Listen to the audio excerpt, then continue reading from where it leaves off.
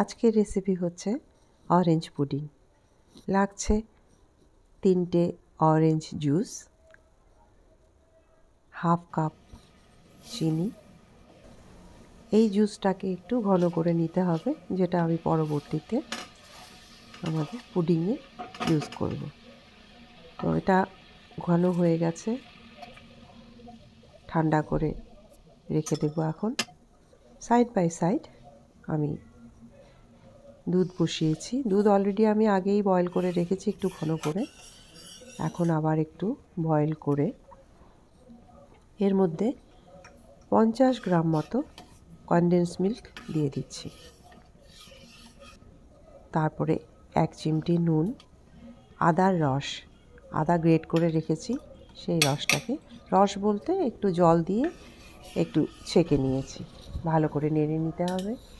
এরপরে দিয়ে দেবো 2 চামচ কর্নফ্লোর, একটু জল দিয়ে গুলে রাখা, সেটাকে দিয়ে দিচ্ছি যেন আমার দুধটা ঘন হয়ে যায়।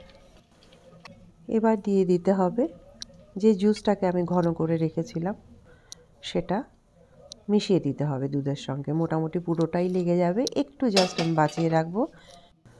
একটা কথা বলে রাখি, এখন কিন্তু আমি সুইচ অফ করে দিয়েছি। আমার দুধ যখন ঘন হয়ে গেছে কর্নফ্লোর দেওয়ার পরে আমি গ্যাস অফ করে দিয়েছি, দিয়েই সব কিছু কাজ করছি 10 মিনিট পরে।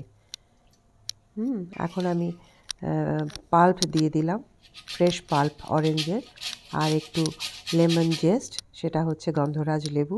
এগুলো সব কিন্তু গ্যাস অফ করেই আমি করছি। একটু লেমন জুস দিচ্ছি। আর আমাদের এবার রেসিপি কিন্তু কমপ্লিট। এবার আমি সাজিয়ে নিচ্ছি। তো আজকের রেসিপি হলো অরেঞ্জ পুডিং বা কমলা লেবুর পুডিং। রেসিপিটা ভালো লাগলে অবশ্যই জানাবেন। নমস্কার।